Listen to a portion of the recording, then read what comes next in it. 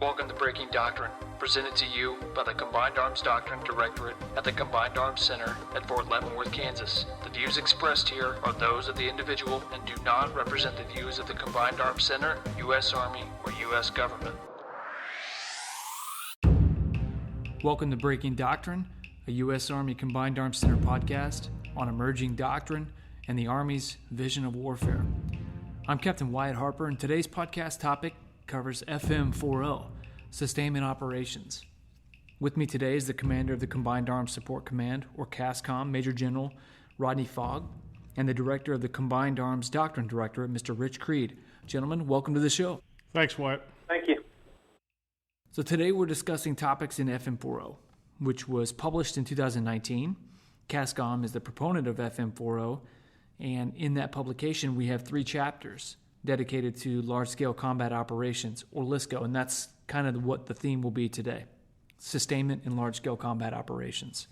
So I'd like to start off with the changes that were made to the command and control relationships, both in the force structure and in doctrine itself. So Major General Fogg, sir, I'd like to start with you and talk about why those changes were made. In 4.0, we describe the operational environment in LSCO as being more lethal than any other types of operations. You know, the operations will require, quote, greater velocity and volume in our distribution networks, end quote. So higher op tempo. The force was, and in many ways still is, transitioning our focus on persistent, limited contingency operations to LSCO. These changes were made to both the force structure and within the doctrine itself. So, sir, can you start us off by addressing some of the force structure changes that were made and then why we made those? Yeah, absolutely. Thanks, Wyatt. So really some context up front. The way we were organized previous to the publication of FM-30, and really 4.0 was aligned with the operating concepts in the latest edition of FM-30. And the way that we were organized was something called Single Logistics Command and Control. And so that worked well in counterinsurgency and FOB operations, where you didn't have an enemy or a peer competitor that was contesting, the lines of communication, didn't have the same level of lethality, long-range precision fires. The threat of our peer competitors is going to introduce some things that we haven't seen probably since World War II. Mass casualties, communications jamming, and as we look at, the multiple domains, cyber warfare and how we're going to be disrupted in the way that we can do things and support maneuver operations with sustainment. So just very different challenges, and so in response to that, and in coordination with where FM-30 took us, we looked at corps and divisions as operating as formations instead of just headquarters. And so, here at the Sustainment Center of Excellence at CASCOM, we thought through that and say, how can we make sure that sustainment is organized in a way that will support corps and divisions in large-scale combat operations? And so, really, when you think about what that means, large-scale combat operations, you're potentially going to have multiple divisions on the battlefield. You may even have multiple corps on the battlefield. So that's very different construct. It's a different way of looking at things. And so how should we make sure that we move away from single log C2? We move away from a more modular Army to one that's very different, and we constructed ourselves in a way that helps maneuver commanders fully integrate sustainment planning and operations so that they can, rapidly respond to what's going on the battlefield. So in 4.0, we introduced some new command relationships and some new structures, and I'll talk about those for just a few minutes.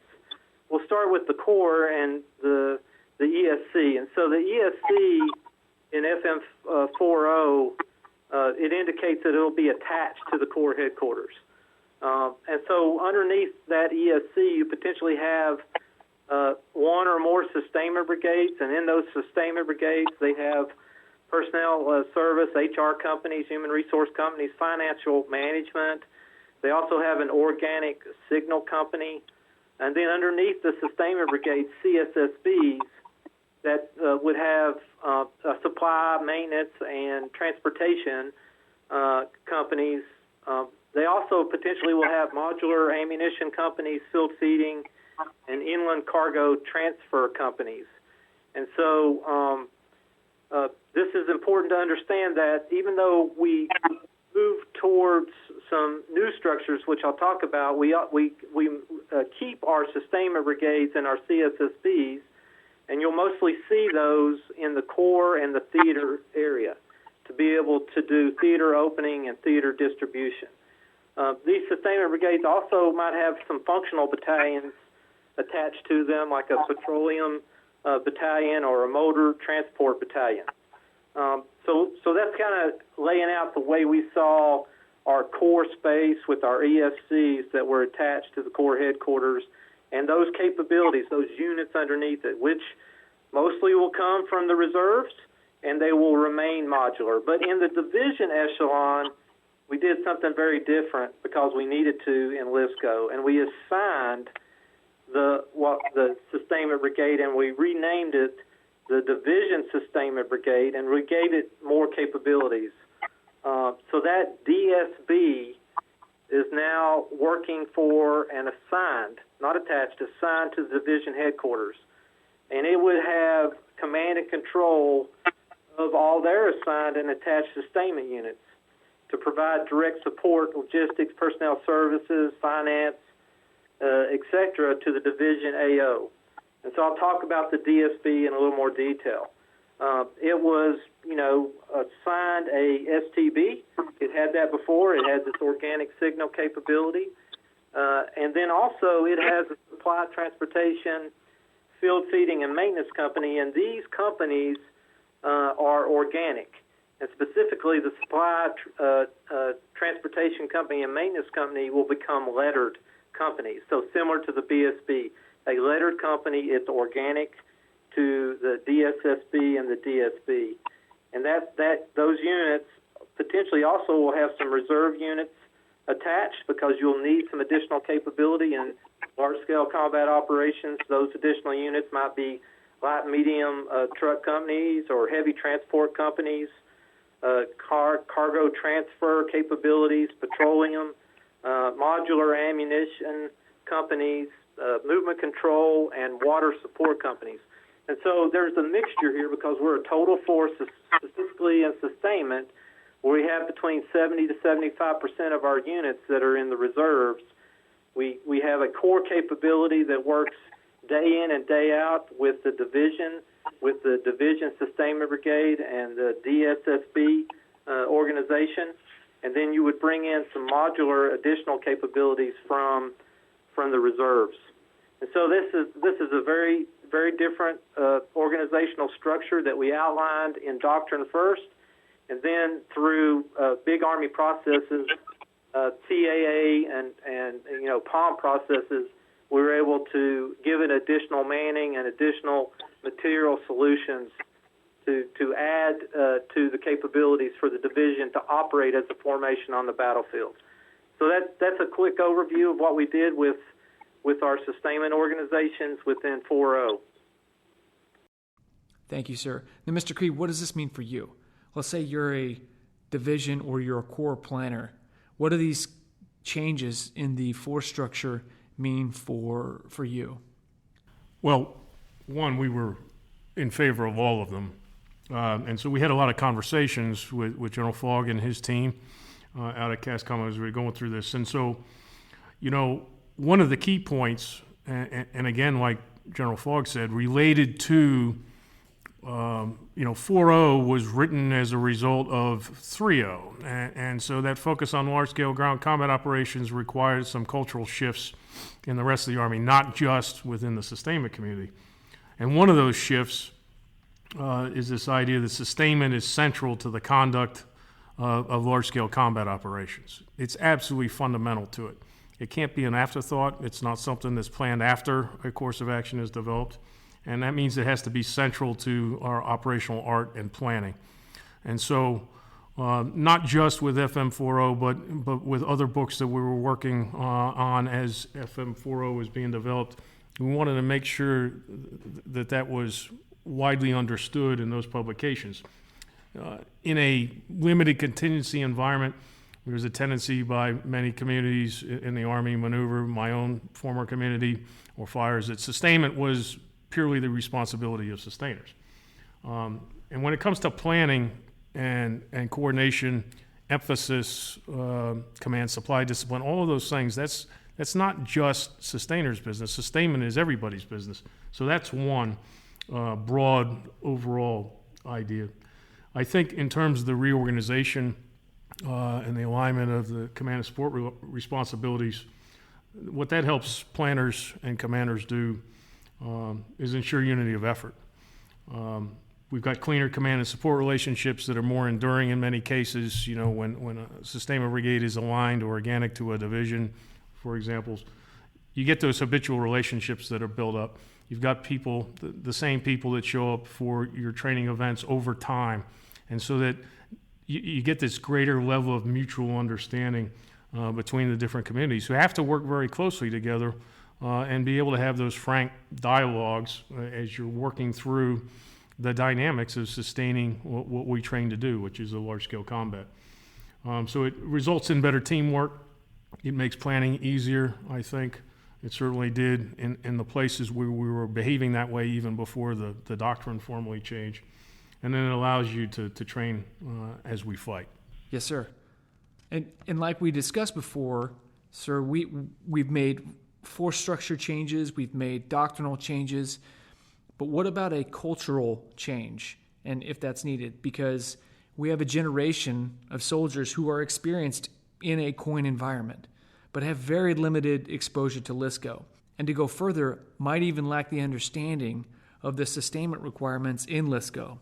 You know, I can tell you as a platoon leader and a company commander, I heard the phrase, "we wouldn't do this downrange," because they were used to the forward operating base. So how do we overcome this? Yeah, so that's absolutely a concern and an issue because, you know, there's a lot of folks that have combat patches. They were very successful. They were dedicated. They sacrificed in combat. And they did it in Iraq or Afghanistan. And they saw how operations were executed there. But this is a very different framework, and it's really a mindset change. When I talk to audiences out there, whether it's captains, lieutenants, majors, others, what I often talk about is the fact that we haven't seen what we're talking about. We have not seen large-scale combat operations within the framework of what FM30 is trying to get us to understand and describe. And so really, sometimes folks, if they've been in the Army long enough, there's still a few that have been in Desert Shield, Desert Storm, or they were in Iraq during the initial phases, and they think that's what we're talking about. No, that isn't.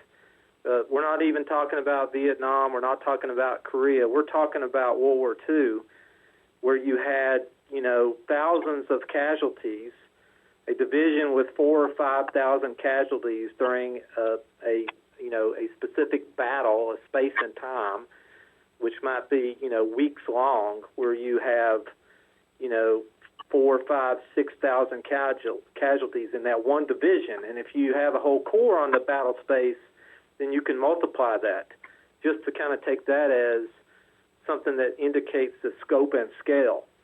And when you talk about commodities on the battlefield with multiple corps and multiple divisions, and the fact that sustainment is also going to be responsible most likely to provide support to multinational allied forces, as well as our Title 10 responsibility and sustainment to provide Army support to other services, ASOF support. And so if you look at, you know, a theater where the Air Force potentially is going to be very distributed on the battlefield, you know, 35, 50, 100 different locations, so that they can remain safe as they can and distribute their capabilities across the battle space because of the pure threat and the fire's capabilities and the precision munitions that our adversaries have.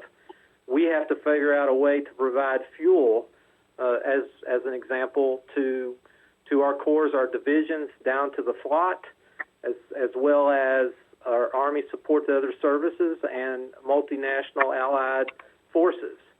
And so if you were to look at a theater, and we've done the math for large-scale combat operations when it comes to petroleum, and so if you think about the joint security area moving into, the corps support area, down into division and brigade support areas, and supporting the offense, that's a significant challenge, along with the Army support to other services.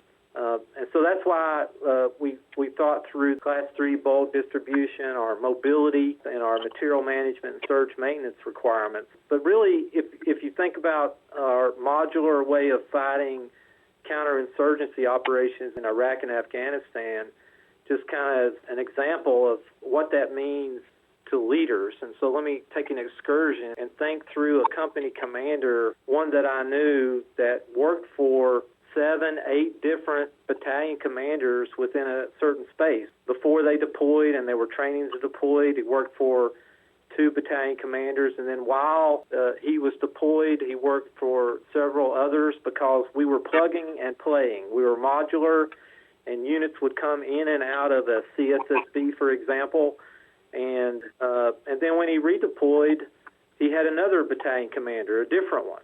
And then that battalion commander changes out. So leader development and building relationships with our senior leaders as a company commander in the space that I'm talking about, where we're executing deployment of discrete modular companies underneath new chains of command on the battlefield, and ripping out new units and bringing in and redeploying units that have been there for a year or 15 months during the surge. In Iraq, it was 15 months. That is not a space where we can be in under large-scale combat operations. We need a division sustainment brigade that trains on a day-to-day with division commanders and their brigade maneuver commanders. And they build that relationship, and they deploy together, they fight together, and then they redeploy together. And so I just wanted to kind of point out some of the situations which I don't think is going to be successful against a peer adversary. And if you don't mind, I'd like to talk about some of the gaps as we think about sustainment and what we would need to execute large-scale combat operations. When we really put ourselves into that framework, we found that Class 3 bulk, as I indicated before, we just didn't have enough Class 3 bulk distribution. And the DSB helps us gain some of that back. Absolutely helps us because we're able to build a petroleum company within the supply company, and it added HEMT tankers and fuel trailers to be able to add additional gallons of capability per division.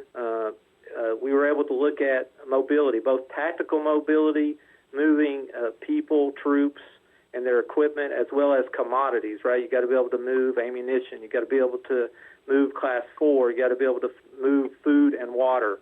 So that mobility was absolutely a gap. And then the echelon maintenance capabilities, what we called surge maintenance capabilities for our primary platforms, Abrams and Bradleys and Strykers specifically, being able to add some of that maintenance capability so that we could execute pass-back and echelon maintenance on the battlefield. So doctrine is powerful because we talked about what we needed within the framework of FM40, and then that was important to help us drive towards the DOTML PF solutions that would require. And so ultimately, as we went through, the TAA, Big Army, Total Army Analysis process, is looking at POM resourcing for material solutions, looking at early entry requirements when it comes to the commodities and the mobility requirements on the battlefield and maintenance requirements. we were able to add a line haul company into the regular Army. We were able to add several PLS companies into the regular Army, rebalancing between the RC and the regular Army. We were able to get dollars associated with buying and updating some very old legacy tanker systems. And so we had very old end of useful life tankers for line haul and tankers for tactical distribution. And now we're in a space where we're modernizing those, and we should see those being fielded within the next 3 to 5 years. We also looked at trailers, and we needed to look at the overheight and overweight trailer requirements for our new platforms, and we didn't have enough heavy equipment transport trailers, so we have something called an enhanced HET that we're bringing in. We also have a medium equipment trailer that we're bringing in to get after some of the mobility requirements that we saw as gaps. So I just wanted to kind of touch on that for a few minutes and indicate right up front that the power of doctrine to drive change, it all started with putting it in FM40 and then understand the concepts that we're trying to get after, and then modernizing our structures as well as modernizing our leader development as well as modernizing our material solutions. And I just talked about a few of them. Thank you, sir. Now, Mr. Creed, when CASCOM wrote FM40, CAD supported that effort, and we do that with all the centers of excellence. But can you kind of give us some background on the process and the role that CAD played and plays in developing doctrine with our centers of excellence? Yeah, so when General Fogg's predecessor started the FM40 writing process back in late 2017, early 2018, we had to make sure that, one, that what we produced was congruent with how the U.S. Army needed to fight, not how necessarily we want to fight. It gets back to the idea is, okay, we have the Army we have, and so what do we need to be able to do in large-scale combat operations against a peer threat that can contest us in all domains, and what are the sustainment implications to that?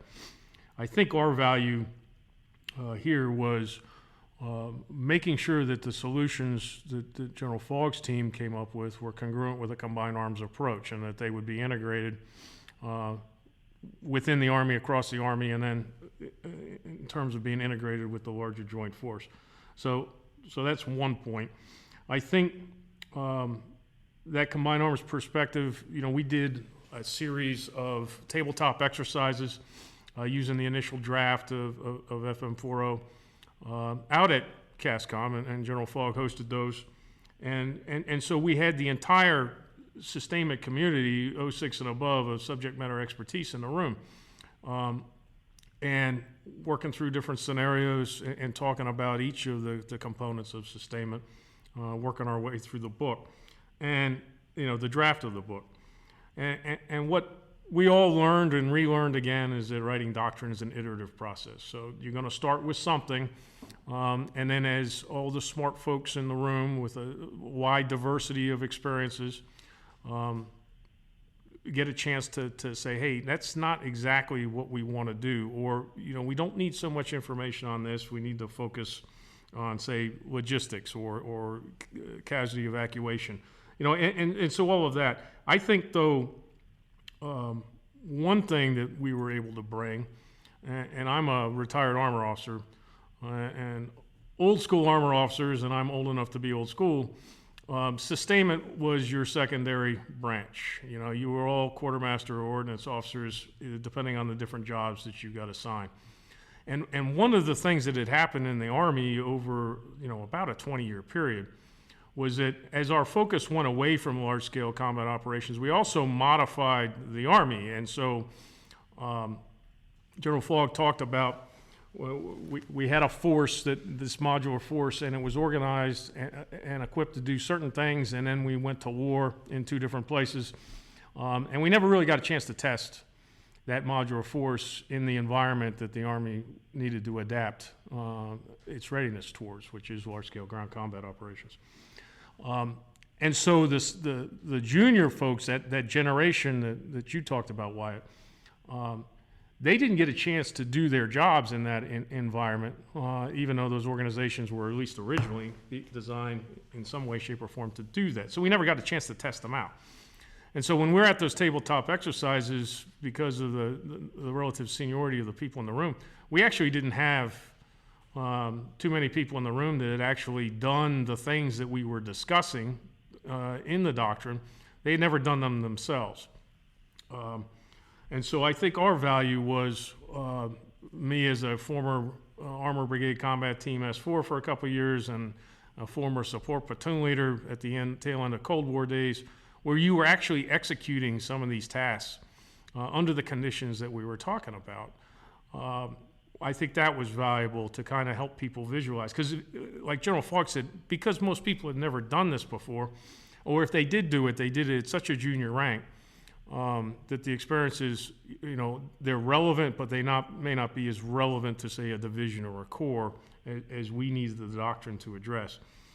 So helping the folks to visualize how one of those types of fights might go down, and what are the things that we need to anticipate, that we need to think about, that we need to be able to adapt to, again, given the Army we had, or we have at the moment. And I think this introduction of historical vignettes back in the doctrine has been very helpful, because that helps people visualize those scenarios that General Fogg talked about in terms of, hey, in World War II when we were talking sustainment or CASCOM, or any of these types of things, or different logistical commodities, what are we really talking about? How do you visualize that? And then I think the other bit is, General Lundy was the CAC commander, and he and I had a couple of conversations a few years ago about this, but sustainment needs a maneuver champion. There needs to be champions in the other communities for sustainment, so that everybody in the Army understands how important it is, and General Fogg and his team are not the ones that are advocating just by themselves or with the AMC commander or the Army G4. The whole Army needs to understand this and why it's important. And so I think General Lundy was, one of the great sustainment champions in recent years in our Army, and I think that had a positive impact not just on the doctrine development, but following through in terms of organizational change and resourcing. That gap study was something that he did on behalf of the Army Chief of Staff. And going into that, many people were making decisions about resources in the Army based on anecdotes or assumptions that were no longer true. Hey, the Army's 490,000 people. It was 490,000 people in 2000, so it's the same size Army, so we can do the same things we could do then. And that was not true. And nowhere was it true, or more untrue than perhaps in the sustainment warfighting function. So I think those contributions, I think, from us is what helped General Fogg's team. I don't know, sir, did I miss anything? No, I mean, you're spot on. You can expect people in sustainment or intel or pick a warfighting function to tell you what they need within their specific warfighting function. But if you have a maneuver, those are enabling warfighting functions. But if you have maneuver senior leaders that advocate for it, it is powerful. So I totally agree. And I also like to add, to the question of the fact that we want to refight the battles we were just in. We want to refight the war the way we did it before, because that's where we're comfortable. And so what FM30 did was make us all uncomfortable with putting ourselves out of what we understood and knew and actually executed on the battlefield, counterinsurgency, FOB operations. And we had to think differently. And really, FM30 with large-scale combat operations and what we're going to do in the next iteration, looking at concepts associated with multi-domain operations, forces us to be more futuristic, more innovative in our thought. And so, to your point about we have a lot of junior leaders or mid-level, mid-tier leaders who executed coin operations, and again, very valuable, and it's what the nation needed at the time. But as a CSSB commander during the Iraqi surge, I had, as an example, 18 units that ripped in and ripped out while I was in command for 15 months. 18 different units. And as an example, maintenance units would come in and not execute maintenance. Rather, they would come in and execute combat logistics patrols, clips, because that's what we needed. And so they would train under ARFRGen, and where training is being fed to you, equipment solutions are being given to you, and contractors on the battlefield executed really the core sustainment functions. And contractors could do that. Contractors could deliver us bottled water. Contractors could give us great dining facilities to eat at on the FOB.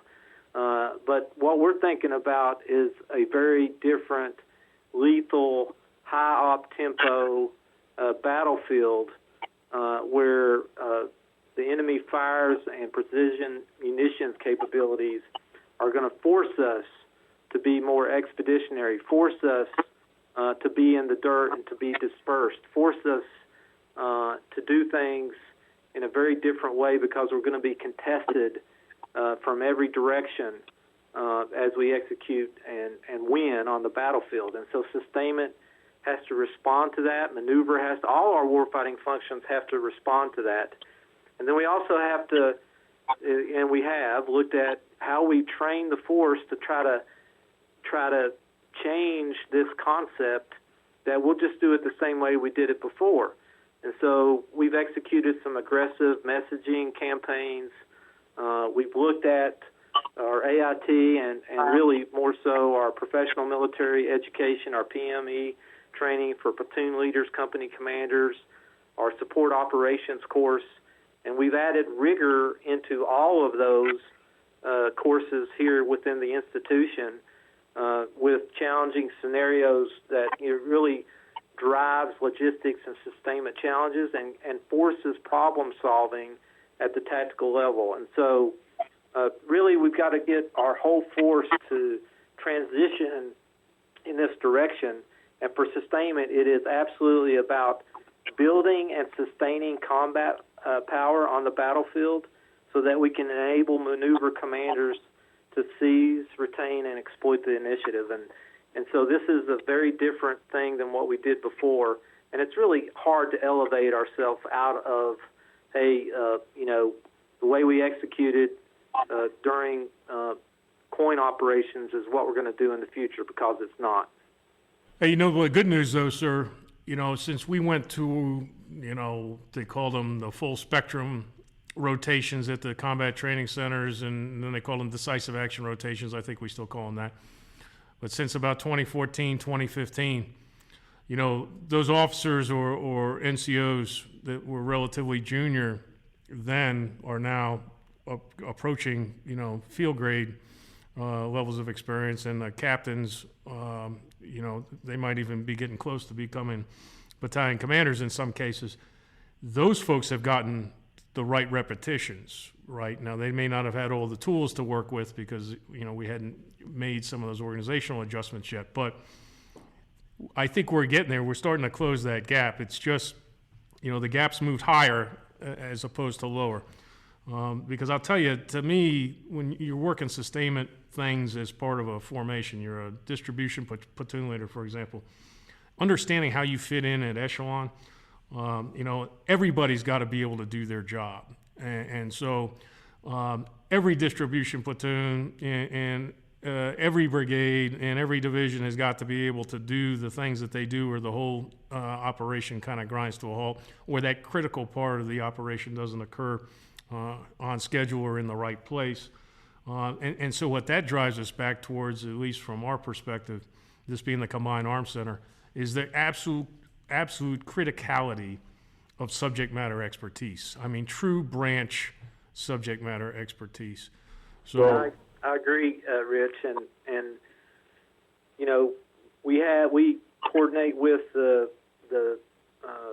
CTCs, the DIRT CTCs, we get their trends, we understand the space we're in, and they're absolutely training things differently, and it's very positive, but we still have a lot of things to overcome. I mean, when we think about, on a FOB, you didn't have to worry about concealment and displacement. You didn't have to worry about, because you already had your crew served weapons set up. You already had your entry point kind of set up when you ripped into a new location in Iraq or Afghanistan as a company commander. And now at the CTCs, at NTC or JRTC, they do have to think about, how to establish your defensive positions, put up 3-strand concertina wire to standard, placement of your NVDs, the fighting positions, range cards, your anti-tank weapons capabilities, obstacle emplacement. All these things are really important. You got to be able to protect yourself, job one, to be able to execute your mission as a sustainer logistician. I'm glad you mentioned that, sir, because I was going to say this for later, but I think now it's a perfect time to talk about the topic of risk, balancing security and sustainment, which is a logistician's problem. Whether we're talking about the brigade support area or the division support area, that sustainment footprint is a large target. And defending those areas always seems to be an issue, whether it's in Iron Mountain or not. And not only defending those areas, but also defending the lines of communications from those support areas all the way to the forward line of troops. I've heard the phrase, every gun shark I have in my convoy means one less fueler I got. How are commanders balancing the ability to sustain a fight while protecting itself? Yeah, so it's absolutely a challenge, and within sustainment, I'm always concerned about our ability to execute tactical convoy operations, to be able to move along these extended lines of communication, delivering the commodities that's required. That pipeline of commodities, whether it's Class 5, Class 3, etc., is what enables you to keep tempo and to move forward with your offensive operations. And so really the soft underbelly of our United States Army and what our adversaries are absolutely going to target, whether it's in competition, trying to move to a theater, or whether it's once we're there, we're trying to supply the Army to be able to execute its concept of maneuver, is to target sustainment. If you can prevent, the fuel from arriving, if you can prevent the ammunition from arriving, then we can have the best, most modern combat systems and platforms. We can have the SEP V3, or we can have the IRCA, we can have other, absolutely necessary modernization to our Army, but they're no good on the battlefield if you can't fuel them and if you can't give them ammunition and if you can't make sure your soldiers have food and water. So it's really critical. That's why I say it's job number one to be able to protect yourself so that you can execute your mission. And so I would submit to you that commanders have to understand, number one, the maneuver concept of the operation. They have to have their planners absolutely embedded with our maneuver planning elements, the threes of the world, the support operations, XOs, division staff, brigade staffs.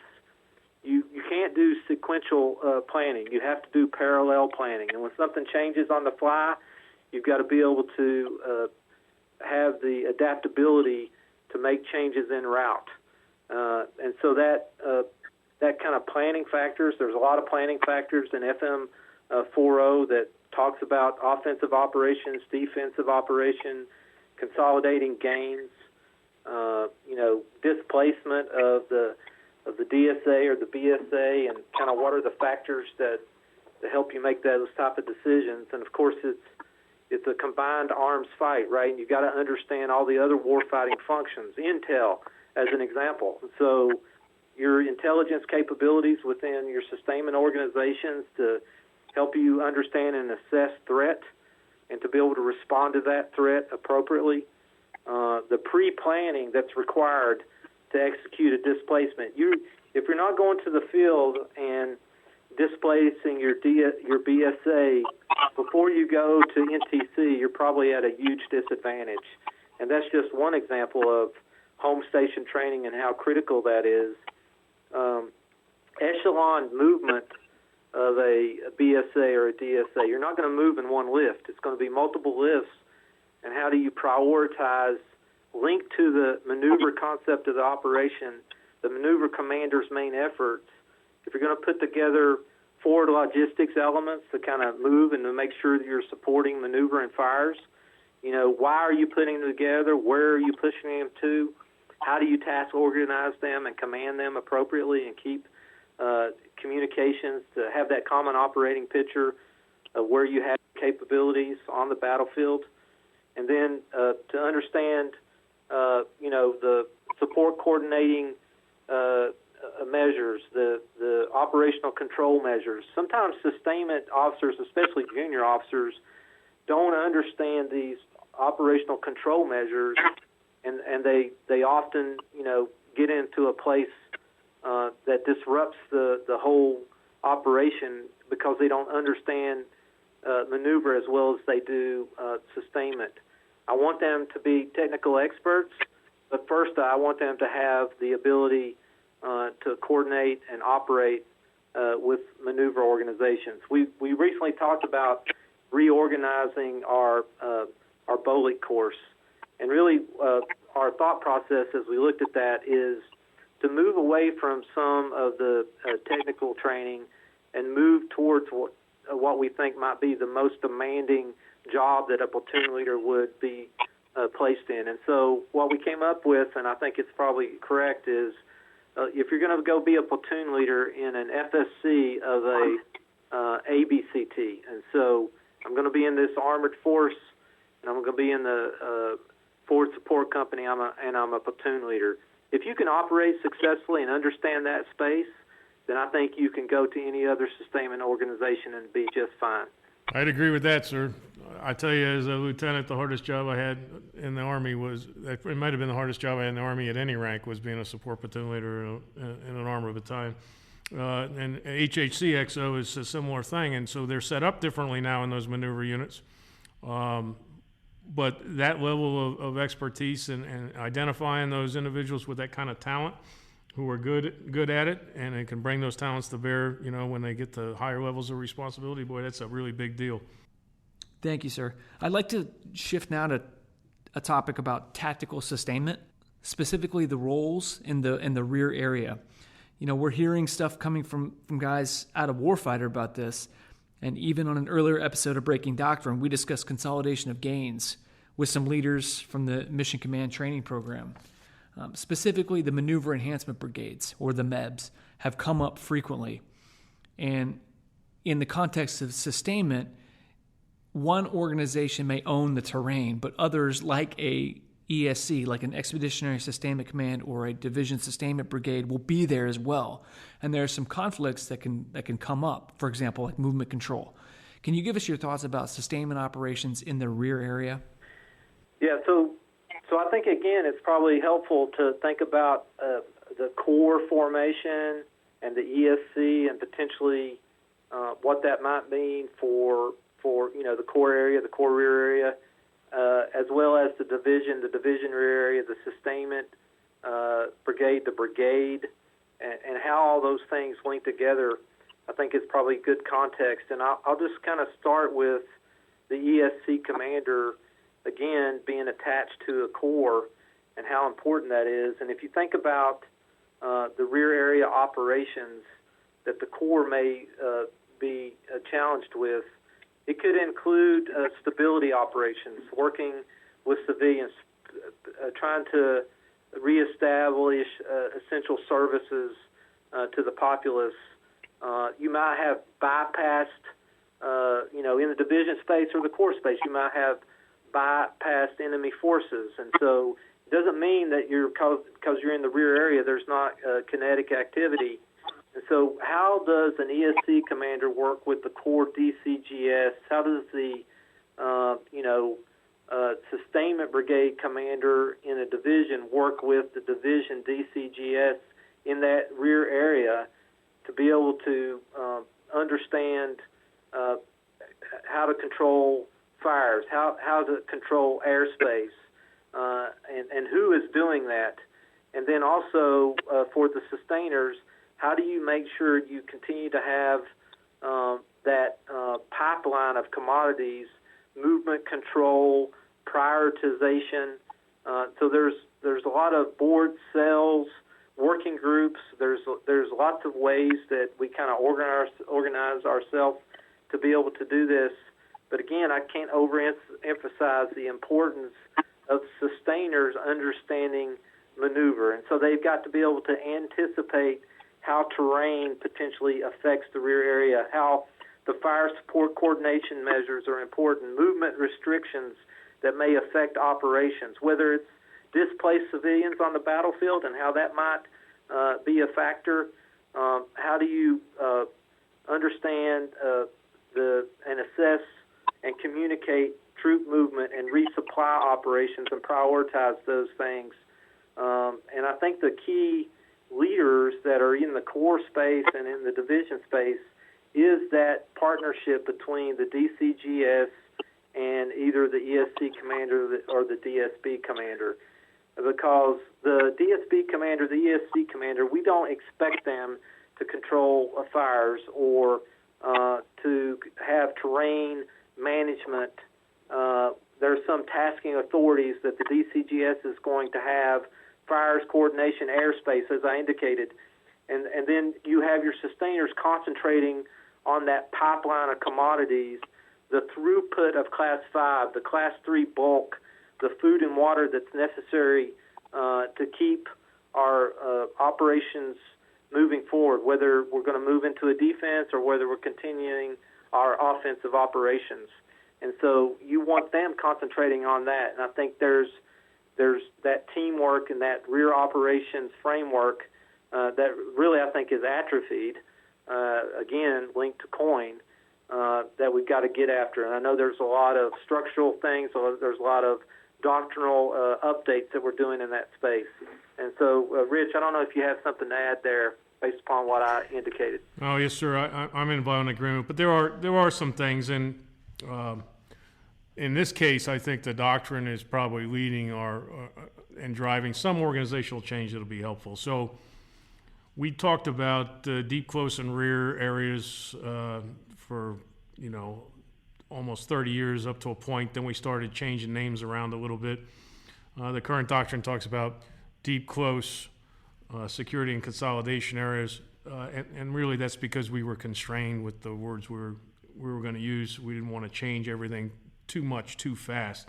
But I think we're over that hump now. So in the next FM30 and the current FM394 that should be out in a week or two, we talk about deep, close, rear, and support areas.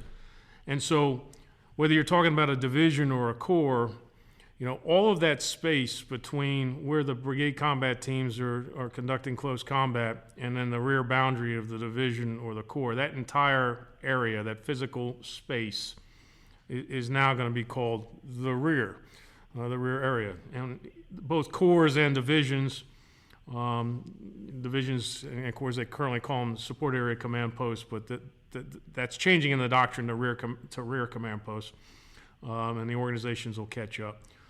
But what we found out is that there needed to be somebody at that echelon, for that formation, that was commanding and controlling the wider geographical areas. And that support area is, unlike you've pointed out several times now, it's not like a COIN fob. And we use the terms base and base clusters, but particularly in offensive operations, which will be the most stressful on sustainment, they're really tactical assembly areas. And all those things you do in a tactical assembly area to secure yourself, to prevent detection or minimize detection and so forth, all those things have to take place there. But something that our combat training centers, the DIRT ones, don't represent very well because of the size of the formations that the training audience is a brigade with 4, 5, 6 battalions. If you were to stand on Hill 381 in Central Corridor and look forward during a fight, you'd see all the battalion, tactical assembly areas and fighting positions and all of those kinds of things. There's a lot of hustle and bustle. But if you were to look backwards, you wouldn't see a whole lot unless there were some HEMTs pushing a walk pack or something, and maybe some retrans between you and the brigade support area. The same would be true perhaps in a division, if there was a division node out there for the training event. But everybody that's been to a warfighter and you see all that's an electronic simulation. And so, but you see all these icons all over the map. And so if you were doing that in real life and you were to look behind you, there would be pretty much every flat space, every bit of usable terrain would be gainfully employed by somebody. And there'd probably be some forces either transiting that area or occupying it. And someone needs to be responsible for that. If the division or the corps command post is not responsible for that, then you are encumbering the sustainers in terms of what they focus their command and control efforts on. They should be focusing their command and control efforts on enabling freedom of action for that division or corps. They've got more than enough to keep them busy. So outside of local security and protecting yourself against detection, it's the responsibility of that higher echelon to do that. And so that maneuver enhancement brigade is supposed to command and control those aspects of the support area to enable that sustainment brigade or battalion commander to do what needs to be done in terms of sustaining the force. And so it's a cooperative endeavor, but it becomes broader in terms of focus the further up you move in the echelon. So sustainers should be focused on the sustainment and the command control of their formations. And then that terrain owner has got to be organized and equipped to do that airspace management, to deconflict fires and so forth. But somebody, and that's what the rear command posts do, they're not just managing terrain, but they're deconflicting the employment of terrain. And that commander sets priorities in terms of movements and so forth.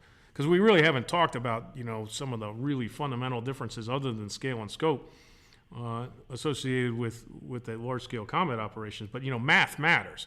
I mean, mathematics is hugely important to everything we do, whether you're talking about time considerations or distance. And time and distance are very closely related in terms of sustainment. And so someone has got to be controlling who's moving up, who's moving back, who's got priorities on these routes, because some of the training areas, you have multiple choices on routes. In some places where we'd operate in a Korea, your choices of main supply routes or alternate supply routes are relatively constrained. And so I think that's a big deal. And I think every time we do a warfighter, the divisions and the corps get better at sorting through, maybe what the doctrine needs to say in terms of who's responsible for what. But the doctrine won't account for every possible scenario, and that's why we have this neat idea of task organization and this ability to shift authorities and responsibilities so that we're taking the appropriate approach in a particular context. And then I think the other thing that I don't think we can emphasize too much, sir, is that the importance of drills. To be able to move quickly and to react quickly enough to survive a contact with whatever threat we happen to be talking about, the reaction to that threat's got to be as close to automatic as could possibly be. And we do that through drills. And so while maneuver formations have actions on contact and so forth, well, sustainment formations have been training that as well, and that's hugely important. Because this idea of making yourself a less lucrative target is hugely important. We say in all our doctrine now that friendly forces are always in contact, at least in the electromagnetic spectrum. And when you're talking about peer threats, you're being observed from outer space. People can, see your emissions. You've got UAVs flying all over the place looking for those critical sustainment nodes. Because again, as you said, that Armor Brigade combat team's not going very far 8 hours after its last refueling, right? And so all of those things I think are hugely important considerations when we talk about this stuff. Hey, so just to put it into context, I know we're talking about rear operations, but talking about the ESC commander and the division, a sustainment brigade commander or a division sustainment brigade commander, and those are your senior logisticians, your senior sustainers within the Corps and within the division. And if we put it in the context of what many of us think is the most difficult, most complex mission set that could be given, which is a wet gap crossing, which, depending on how many gaps you're looking at or the size and the scope of the mission, it can be a division-level mission, or it could be a Corps-level main effort, assigned to a division to execute with all the organizations that are required to do that, to be able to, have that senior sustainer operating in that rear command and control element and thinking through that very complex, difficult mission set and what you are going to prioritize and the combat configured loads associated with Class 5 and Class 4 to be able to obscuration, fires or multiple gaps, the main efforts, the maintenance and recovery requirements, like you indicated, the movement control, which is an operational requirement. Sometimes people might, think of that as a sustainment commander requirement. Of course, they're very important there, but that's a three function, and especially when you're thinking about wet gap crossing, advance to the gap, assault across the gap, advance from the far side, secure the bridgehead, and then continue the attack. And I'll focus on continue the attack. And that senior sustainer being able to understand how to prioritize those commodities to be successful, the throughput that potentially would be required so that we can have that freedom of maneuver, that speed and the momentum required to be successful on the far side and to continue the attack, which is very difficult. So what it also brings to mind is what every lieutenant, captain, major, lieutenant colonel, if you're and above, if you're in sustainment, the age-old calculus required to anticipate requirements.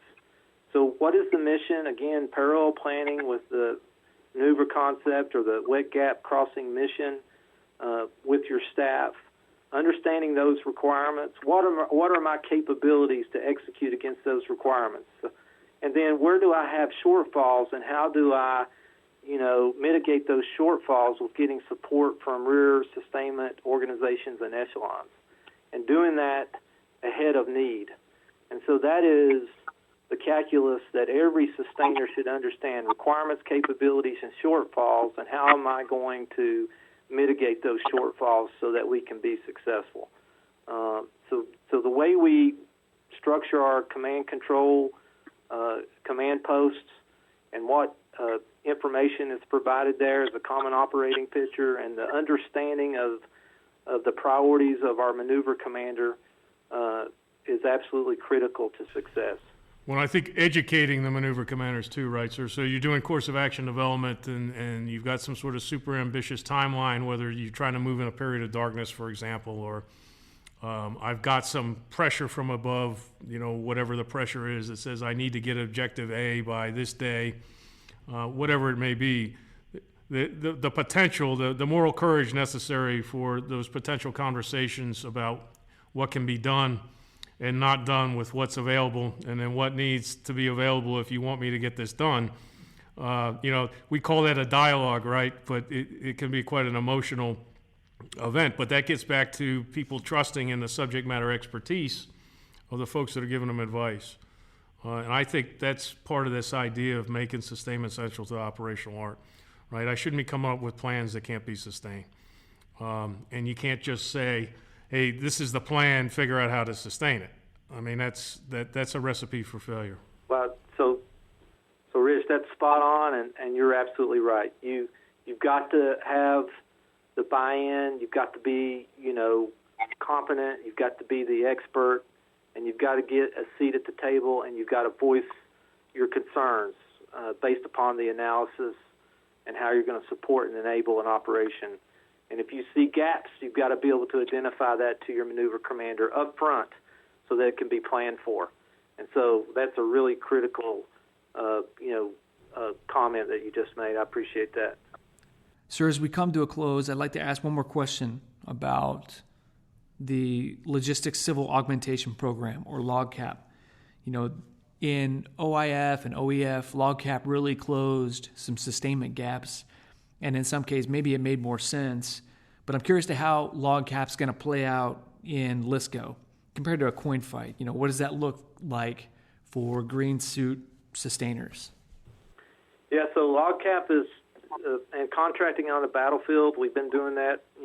Today's the 246th birthday of the Army. We've been doing that since 1775. So, yeah, we're going to continue to contract on the battlefield. But in the counterinsurgency fight, we had an over reliance on contracting, and we've got that's a space we've got to pull ourselves out of. We got to understand, with a peer competitor, with the fires capabilities, the precision munitions, contractors are not going to be willing to go into the threat ring. And so where is that threat ring? Well, it's extended from where it was before. And so we've got to have green suiters that can execute the maintenance on our future robotic systems. They got to be able to execute the maintenance on our SEP V3s right now, where we use contractors. And I think it's just a failed concept to think that we're going to have contractors at the level we did during COIN in large-scale combat operations. And so we're doing a lot of things right now to change some policies, to look at and coordinate with the cross-functional teams and the modernization efforts that the Army's going through to make sure that we, as one example, there's more than one, that we have green suit maintainers that will be able to maintain those platforms forward of the enemy threat ring.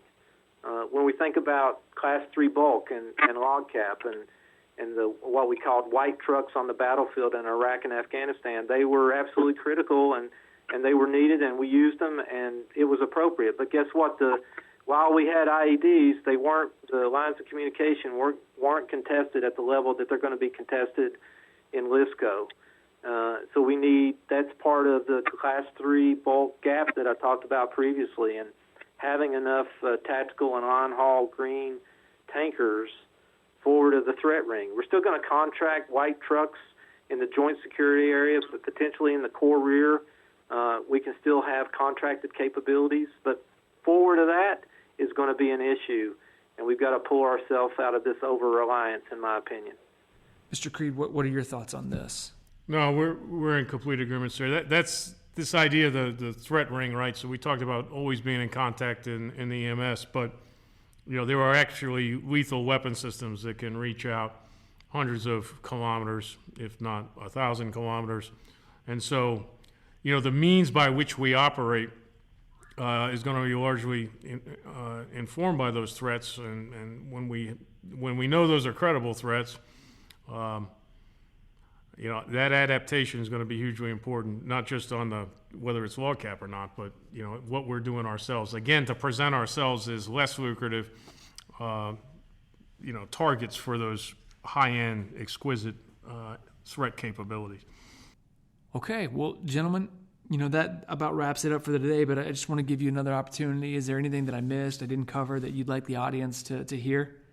Thanks, Wyatt. So two things real quick. And so Sustainment is a total force, total Army game. RC readiness is absolutely critical.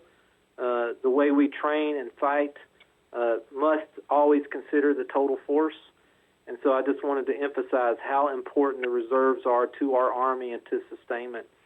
And then to think about the future for just a second and to make a few comments as we look at Waypoint 2028 and the MDO Ready Force for 2035.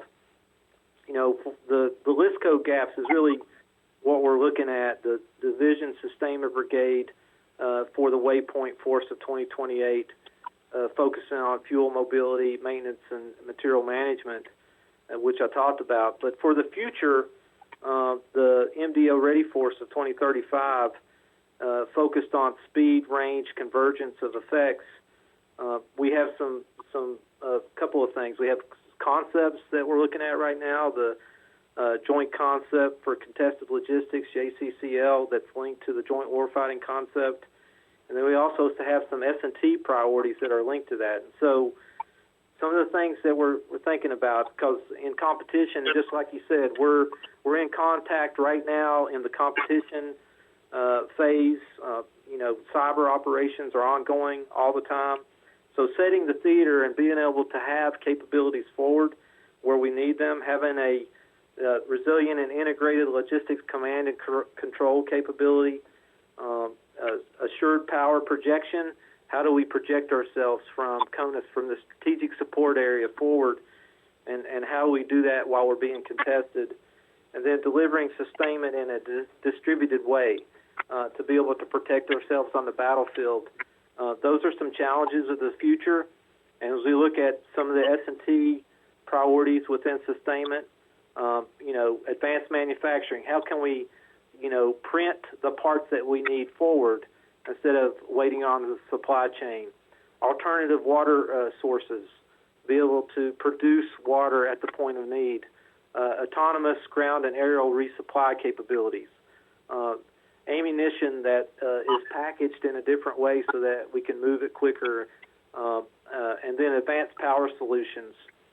How can platforms be energy producers as opposed to requiring more fossil fuel on the battlefield? And so those are some of the S&T priorities linked to the future challenges. And so I just want to kind of point those two things out as kind of my last comments. And I really appreciate both of you. I appreciate this series, Breaking Doctrine, and I hope it's useful to the audience out there. Thanks very much. Hey, sir, thanks a lot. We've been friends a long time, and I really appreciate you taking the time in your busy schedule. I know you're getting ready to move on. I wouldn't say better, because there's nothing better than command, but you're heading up and being rewarded for your outstanding leadership. I'd just like to leave our audience with a request and maybe even a challenge, and that would be, it would be great if our younger sustainment and maneuver leaders would collaborate with each other to engage the force with a professional dialogue by writing articles, participating in the online discussion forums, those blogs and so forth, and then reaching out, whether it's to CASCOM or to us here at the Combined Arms Doctrine Directorate, with feedback and ideas and anything that we can do to make both our doctrine, our tactics, techniques, and procedures, or even our organizations better. If you've got good ideas, and I think that if we could just get a handful of people do that were listening to us today, that would pay big benefits for our Army. Hey, I appreciate you saying that, Rich, and so honestly, just to foot stomp it, we've seen some articles. We've had some division DCGSs who have sent articles that captains and majors have produced, within their divisional footprint, and we've listened to them. And so some of our force design updates are going to include changes based upon good analysis and articles by junior leaders. And so what you said is powerful, and it's not a waste of time. We are listening. That's great, sir. Fantastic. Thank you, sir. And thank you to our audience that's listening. We're continuing to grow this podcast with every show, so we really appreciate the feedback that we get. So you can follow us both on Apple and Google. You can find us on YouTube and Facebook and Twitter. We're going to be putting more content up there. I'd also like to say that the views and opinions expressed here don't necessarily reflect the views of the U.S. Army or the U.S. Army Training and Doctrine Command or the Combined Arms Center. I'm Captain Wyatt Harper, and this is Breaking Doctrine.